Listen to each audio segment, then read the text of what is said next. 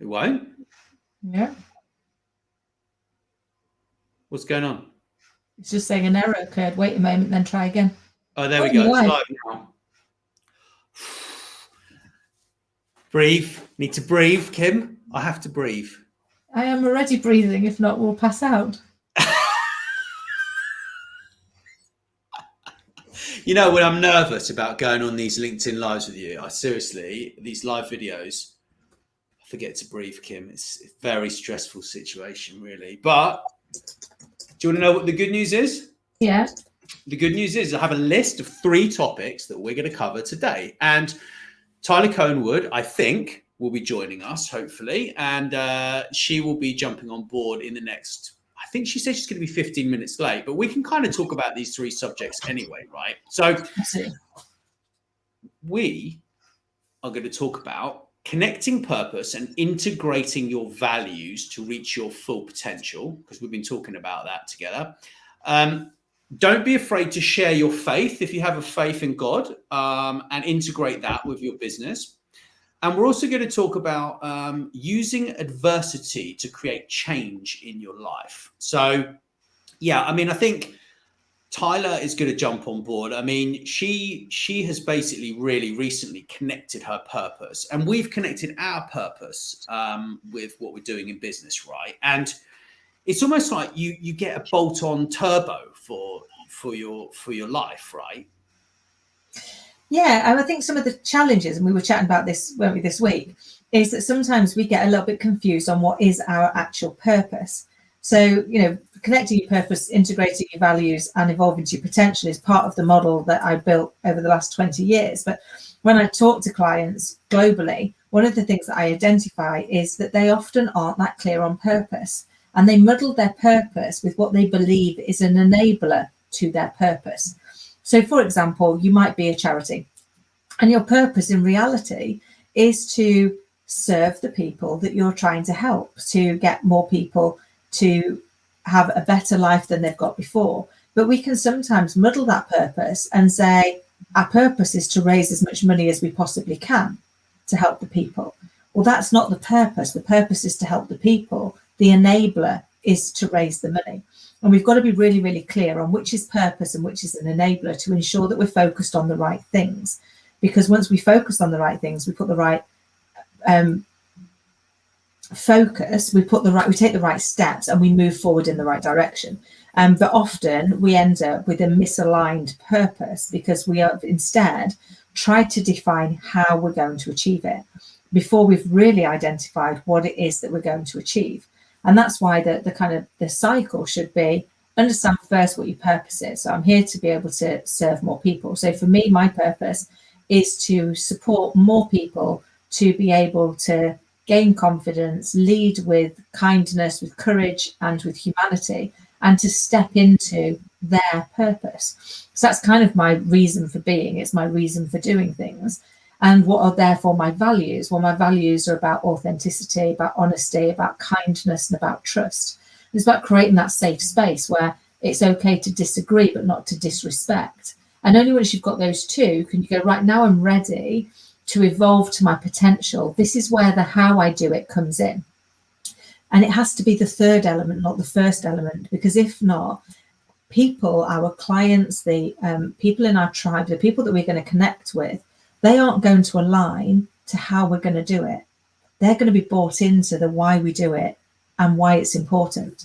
And that's why you end up very often with organizations globally having a disconnect to the people that they're trying to serve, because they talk about the how they're going to do it instead of the why they do it and the why it's important.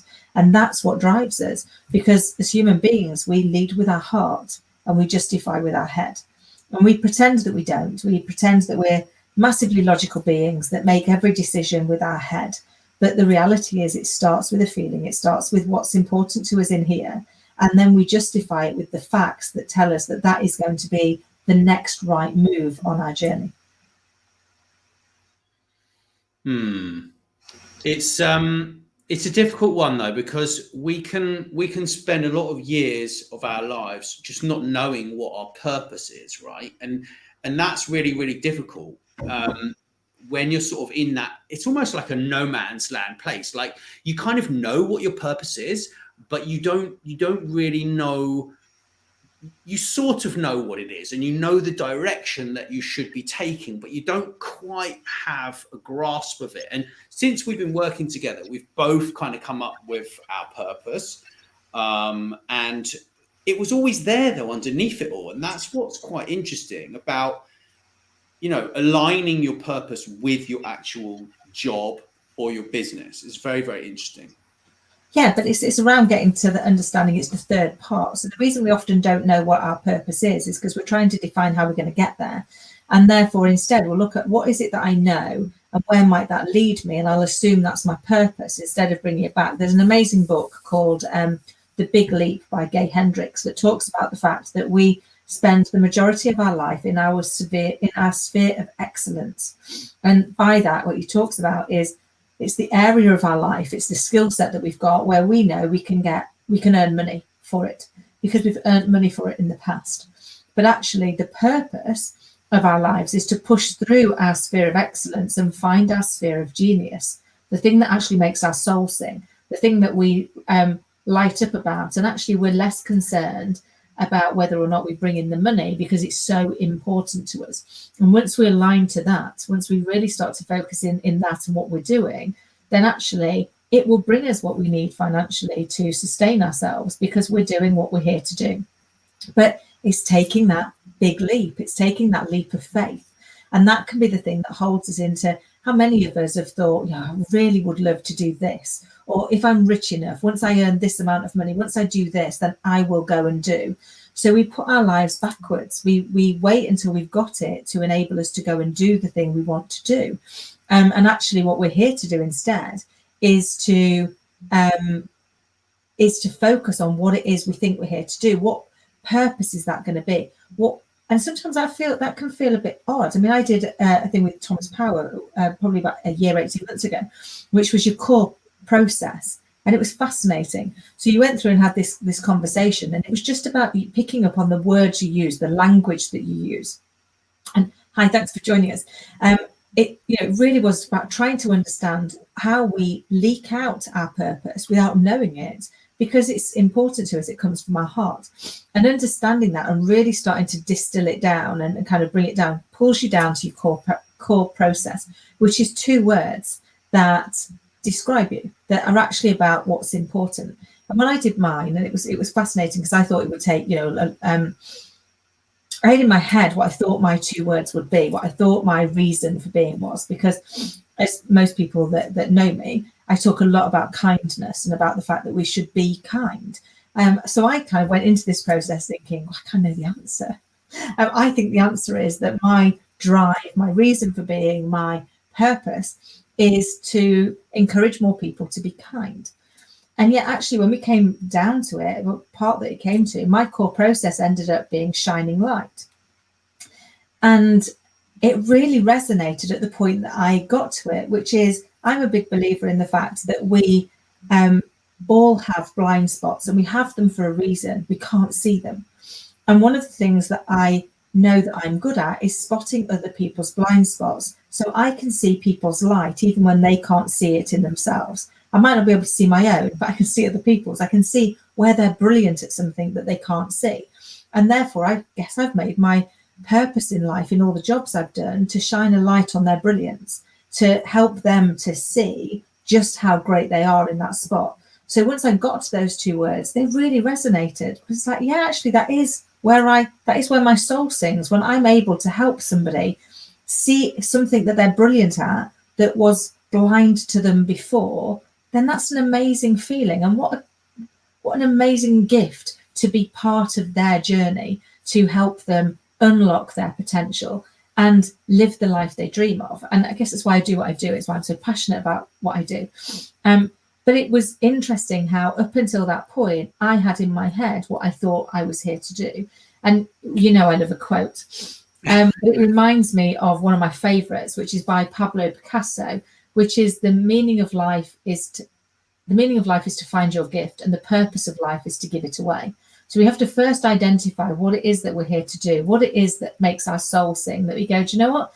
if I had to give this away, I'd give it away. And we do on a regular basis go and chat to people and give this advice for free, because it's actually just about trying to help. It's one of the reasons that we're doing these weekly drop-ins, even though we get really nervous before we get started, and it may help some people. We hope it helps some people. It may not help others, but if it helps just one person, then it's worth us taking the risk of being a bit embarrassed about getting on board and sharing our message, and sharing it in the hope that actually it might make somebody reflect and go out there and face their fear and do it anyway, because our fear just holds us back. And the only thing that is greater than fear is hope.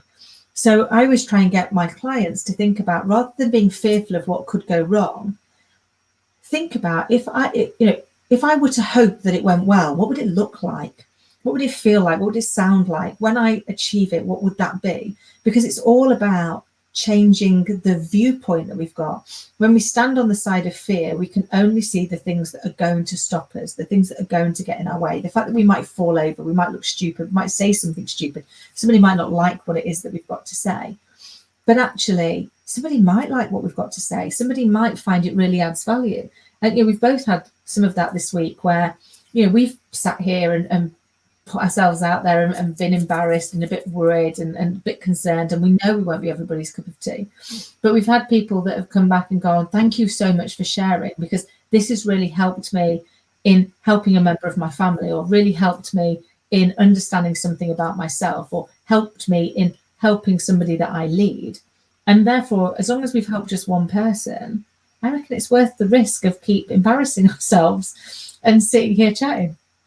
Yeah, very much so. I mean, I think certainly when it comes to the next point, like we've been researching how to share our faith, right, in God with the world whilst running a business, right? And that's a really interesting concept, because a lot of people, they're afraid to stand up and say, well, hold on, I'm a Christian and I have Christian values. And they're really afraid of actually doing that.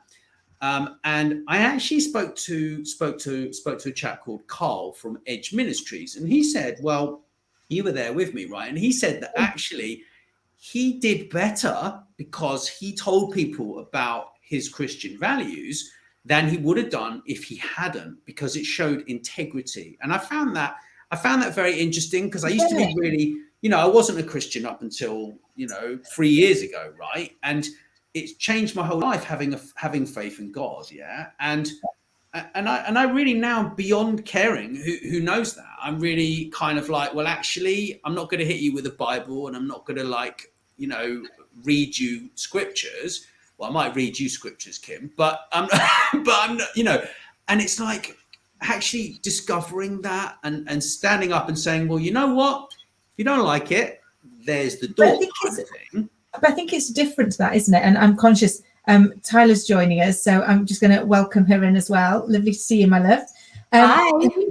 Hi. I think it's different. I think it's almost the fact that when you get comfortable in yourself and in your own view of the world, you're not expecting anybody else to agree with it. You're not saying like, I choose to believe in God, I choose to be a Christian, but actually I respect anybody who does or doesn't, and I respect anybody who has a different religion or a different belief. Because again, this is not about, it's not about having to be right. It's about saying, this is who I am, and this is how I view the world. And again, it's back to not needing to agree or disagree, but it's about always being respectful. And people are allowed their own choices, their own opinions, their own thoughts. And I think for me, that's the big thing, the big needle that we need to move, which is we are unfortunately often in a society where we've got to be right. So we just keep getting louder or more assertive, or we shut people down, or we get frustrated when people aren't like us. But actually, I believe, and I believe our whole purpose in life is to seek to understand.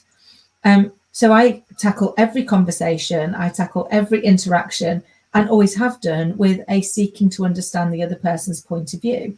Doesn't mean to say I'm going to agree with them, but it does mean that I'm going to try and understand. And in doing so, hopefully, I will learn something, and I'll develop and I'll grow more. And, I use my poor nan constantly, but she said every day's a school day, and God bless her, she was right.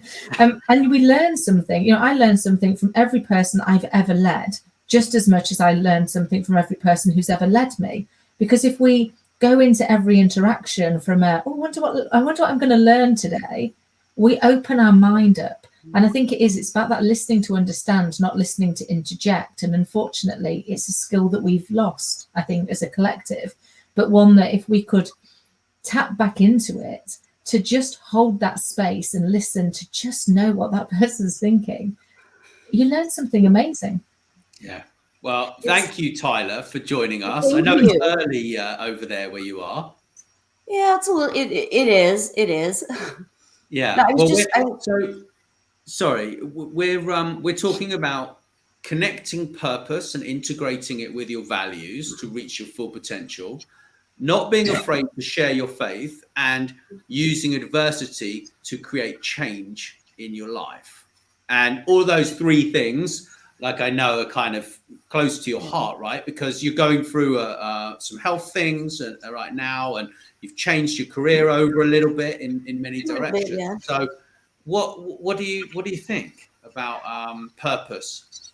Well, you know, it's really interesting that we're having this conversation today, because there's seriously, I beat myself up. So, and we all do this. We beat ourselves up. We look at things as they are now. And, you know, I say to myself, why am I not further along in my goals? Why am I not blah, blah, blah, blah, blah? I should be doing more. I should be blah, blah, blah.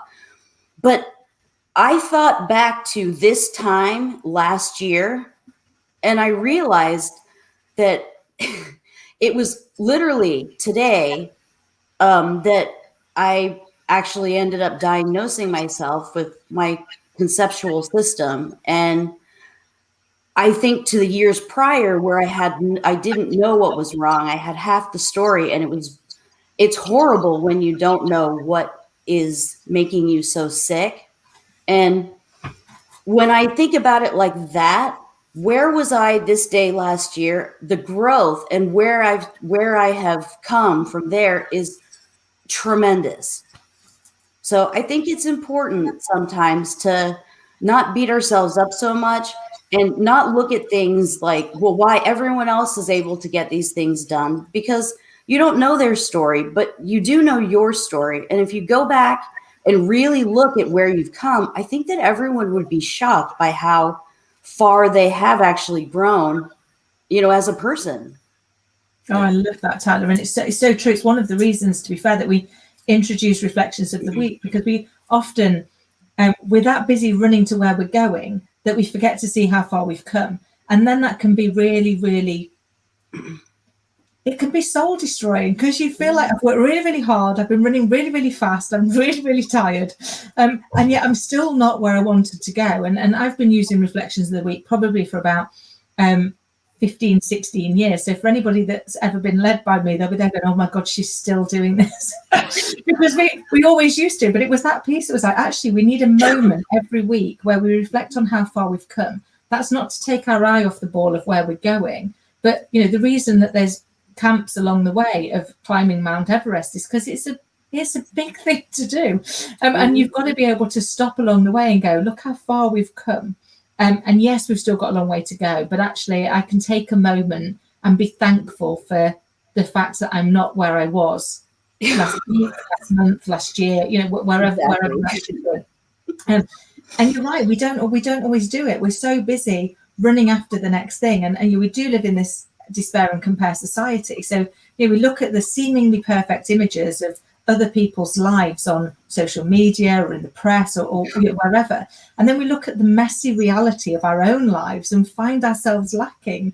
But I always joke that, you know, I don't post the no makeup selfie when I've been up all night with my little girl, because the world doesn't need to see that. I mean, that's just a public health thing to not make anybody look at that. Or when I've burnt dinner because I wasn't paying attention because we were still doing Disney princesses. But these things happen. But that is because our realities are all a little bit messy. They are all clunky, and we have no idea what's going on in somebody else's life. But you're right, we do know what's going on in ours. And I think we've got to learn to treat ourselves with the same compassion that we try and treat other people with. Absolutely. So many times through the year, and I've changed a lot in this year, and I think it's in very good ways. I mean, I used to,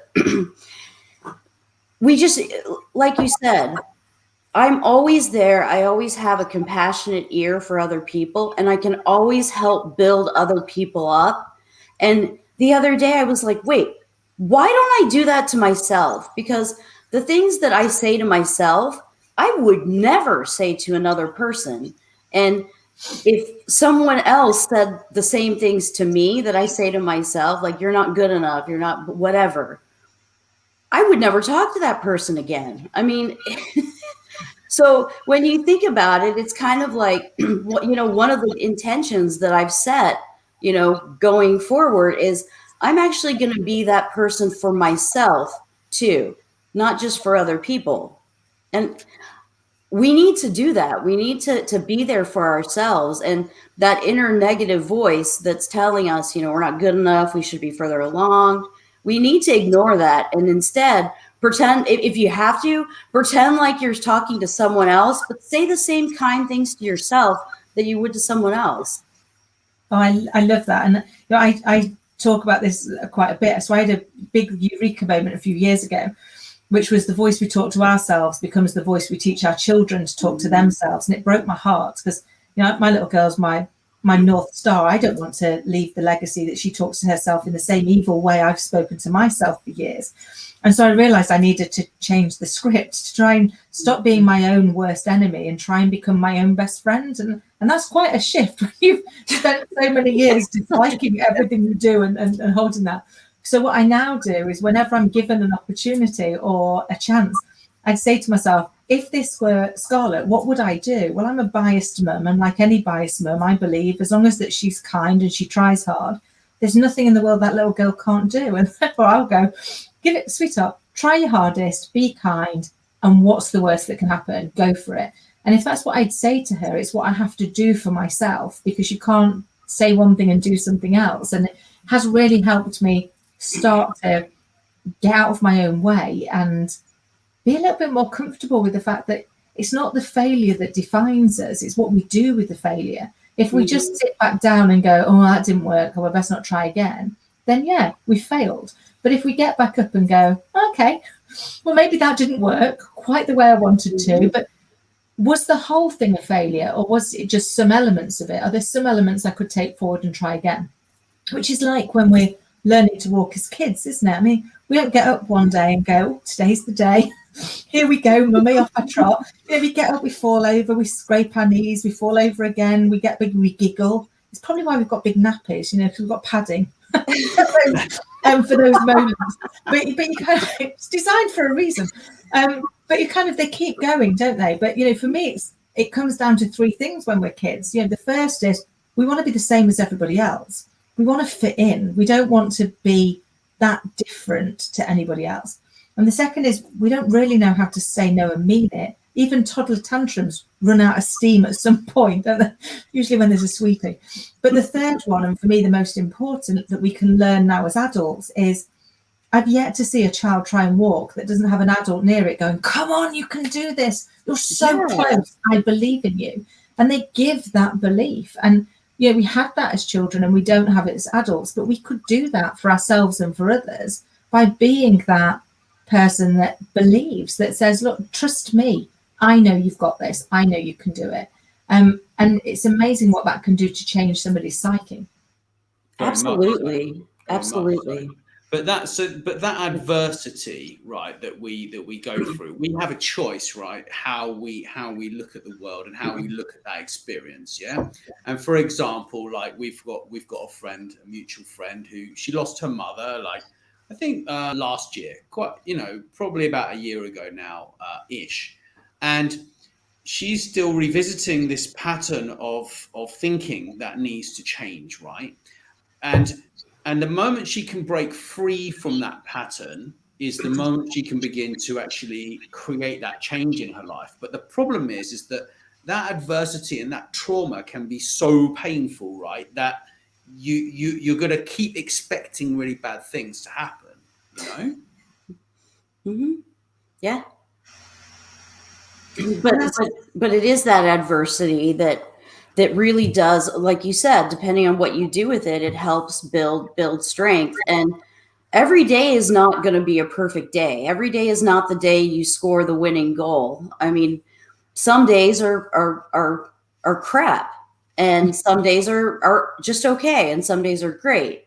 But I think sometimes we're always chasing for that perfect moment to live in that all the time, and that's just not really realistic. Right. It's not life, yeah. But so when you've been through all this adversity, Tyler, right, it spurred you on to actually create this healthcare solution, right? Let's call it a solution, yeah. My Connected Health is something that you've pioneered. You've used all your cybersecurity knowledge, protocols that you've created in the past, because you were cybersecurity deputy chief, right, for the whole of the United States of America. Well, not the whole United States. No, the Defense Intelligence Agency. Well, it's pretty serious anyway, right? The whole thing. I don't want to be in charge of the whole thing. No way. But what I'm trying to ask you is, right, is that you have taken this illness that you've had, you've mixed that with the knowledge that you had from creating these amazing protocols to fight cybersecurity issues, breaches and whatever, to create this My Connected Health. And you're on the journey to using the pain that you've been through to help other people to diagnose problems that they've kind of had, right? Or have.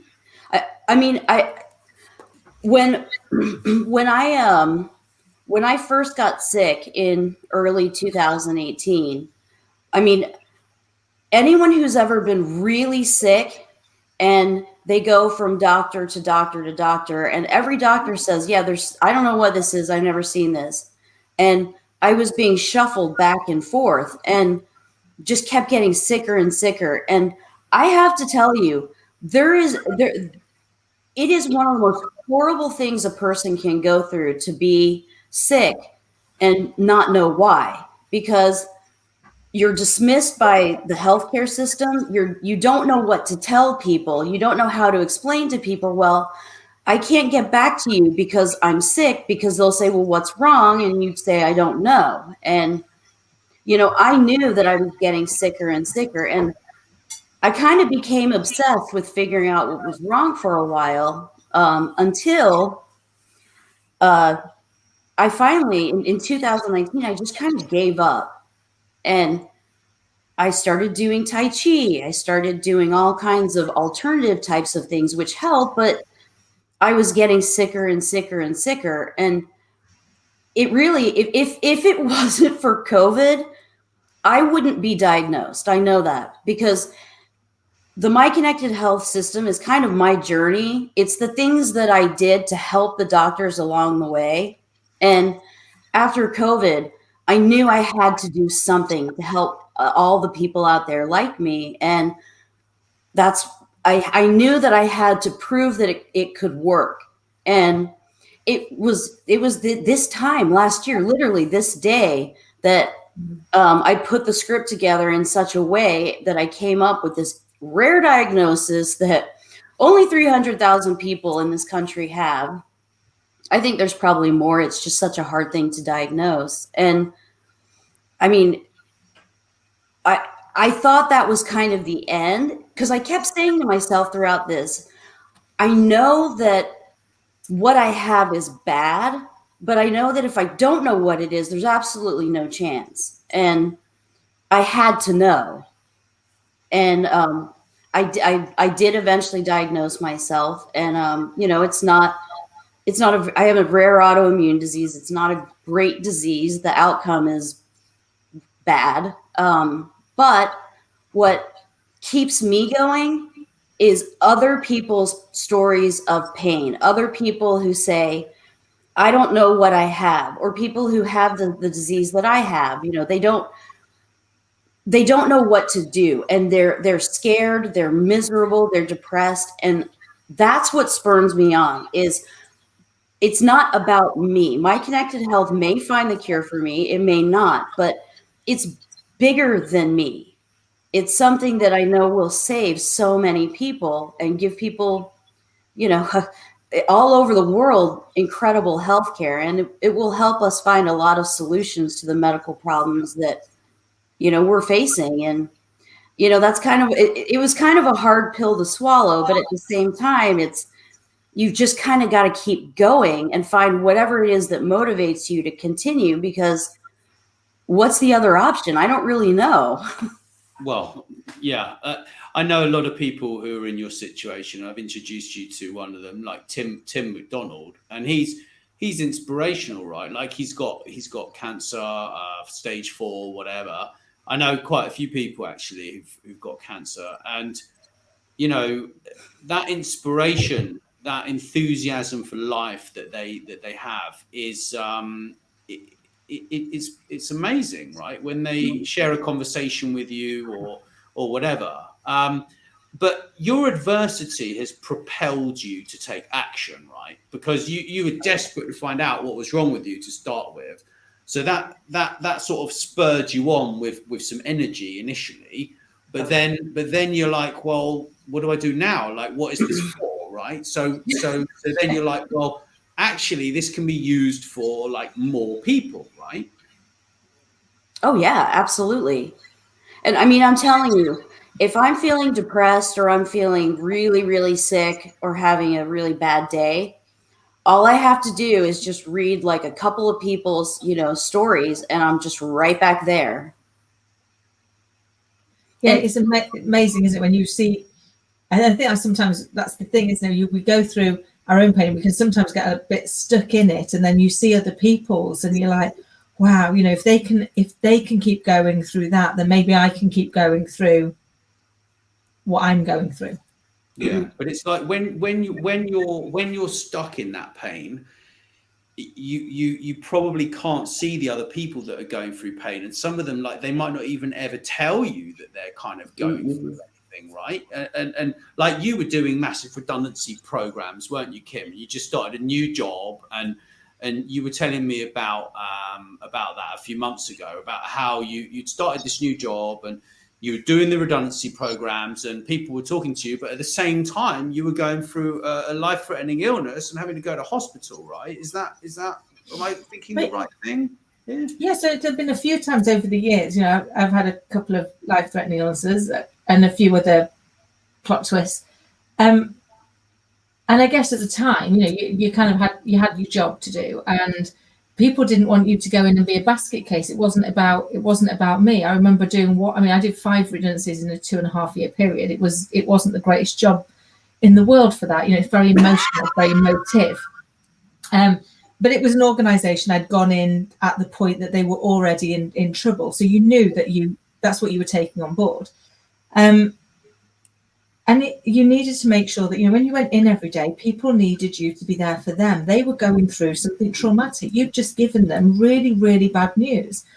And therefore you do your best to keep your powder dry and to keep going. And it was only afterwards, and I wrote an article probably about 2 years ago about imposter syndrome and how I'd been dealing with my imposter syndrome. And I was blown away by the amount of people that got in touch privately, but got in touch, that worked with me in the past. And I one particular gentleman, and he said, you know what, he said, the impression you gave the organisation that we worked in was of a swan. You always looked like nothing bothered you. You got time for everybody all of the time, whoever they were, whatever they wanted. You would sit and you would listen to them and you would make them feel better. Whether that was the cleaner through to the CEO. He said you were just the same with everybody. And we just used to think, how is she so calm? How is that? It must just be that she lives a blessed life and that, you know, nothing goes wrong. He said, and yet now I realise, you know, I'm in the process of just finalising my book, which we joke about, you know, 3 divorces, a stalker and an evil inner critic. Life's thrown the odd plot twist my way. But the point is what you learn from those. And actually every day I would go in and I would be very much reminded that yes, I might have been facing an illness, or yes, my marriage might have just broken down, or I might have just had a miscarriage, or some horrendous things that happened. But you looked at the people around you, and there was always somebody with something so much worse. You know, when you run big organizations, there's always people that are suffering horrendous illnesses, huge losses, massive traumas and challenges in their life. And you can't help but put your own into perspective that go, actually, they need me. And in doing so, in I guess in being able to kind of leave mine in a cupboard for the day, go and deal with theirs, and then come back. When you looked at your own, they didn't seem quite so bad. And I think that was one of the things I realized over the years, that we worry about these monsters under our bed, and these things that we've made massive, that we are fearful of, that we can't comprehend how we're going to get past them. And yet the reality are they're probably just the discarded toys from the day, and you kind of keep going, and before you realize it, you look back and you've come further, that you've come through them, you've come a long way past them. Tyler, to your point, you kind of can't realize quite where you were. And don't get me wrong, I've had some massively melodramatic moments in my life. I remember one particularly melodramatic moment where I didn't know how to breathe. I mean, that really is ridiculous, isn't it? Because I'm still breathing, I'm still here. I was just so lost in that moment that I couldn't comprehend how to keep going. And then I remembered that I'd got a little girl who hadn't asked to be born, and she was sat upstairs, and she was 1, and she needed me not to fall apart, because she's 1 and she kind of needed to just be there. So you kind of had to keep going. And I came up with the most ludicrous coping mechanism in the history of the world. So I worked out, if I started crying at 8 p.m, as long as I finished crying by 2 a.m. in the morning, nobody'd ever know, because it was in between her feeds, and it was long enough that by the time I got up to go to work the following day, I didn't look like I'd been slapped in the face with a wet fish for 3 hours. So you were able to keep going. I did it for 4 months. And I'd turn up every day at work and sit down, and people would tell me about their marriage breakups, or their illnesses, or their day, or their challenges with work, or whatever it was. And it wasn't until probably 18 months later that people found out that at that period, my marriage had dissolved. I'd got a new job, and I'd faced surgery, and become a single mum, and gone through unemployment in a 15-day period prior to starting with them. They thought it'd been months, because you kind of just turned up with this ridiculous, like, just keep smiling, and nobody will see. So it's amazing what we can do, and we just don't know what other people are going through. And I think I remember reading something somewhere where it said, if you were given the option to give one of your problems for all of somebody else's, you'd take your own problems back, because the thing is, the problems we're given are ones that we know how to deal with, whereas other people's, and we know it, don't we? We'll look at our friends, and somebody will tell us something like, oh my goodness, why is that happening to you? And I'm almost grateful that it's not happening to me, albeit I wish it was, so I could take it away for you, because I don't want you to go through it either. But you kind of look at those bits, and the reason that we can cope with our own is because we understand them, whereas we can't understand and comprehend somebody else's. We're not living it. And I think once we get to that space of being more open, I guess, to try and understand, then it all becomes, I guess, more, everything gets put into perspective a little bit better, doesn't it? Yeah, definitely. But Tyler, I've got hope for you. I know you're going to a new hospital, and you may be having some stem cell kind of treatment and stuff like that. So what's going on that front right now? Well, that's the other thing too. When you have one of these rare diseases where you do end up having to kind of really go to one of the sort of teaching hospitals, because that's where some of the more, what's the word I'm looking for? Innovations. Yes, innovations, or maybe non-FDA approved treatments. That's kind of where you get them. So, and that's another issue with the rare diseases too, is that because they're rare, there's not a lot of money to be made, and so they kind of, the the research sort of falls to the wayside. But, fortunately, there's a lot of organizations that put a lot of money into it, and a lot of these teaching hospitals. I mean, this is what these physicians do. And, I think it's also really important to note that the patient definitely suffers, but a lot of times the doctors suffer too, because can you imagine someone coming to you so incredibly sick and you can't help them? You don't know what to do to help them. I mean, that's a terrible feeling too. Yeah. Well, let's see how things progress. I'm still hopeful, and it's lovely to see you and have you briefly on the show. We try and keep this to half an hour. That's what we try and do. Why did you invite me then? Well, I know. I was thinking the same thing. I was thinking the same thing. Like, what's going on here? But I do think that with adversity, right? Like, certainly when the adversity comes that you have, like, that's when you probably are pushed to learn the most as well in your careers.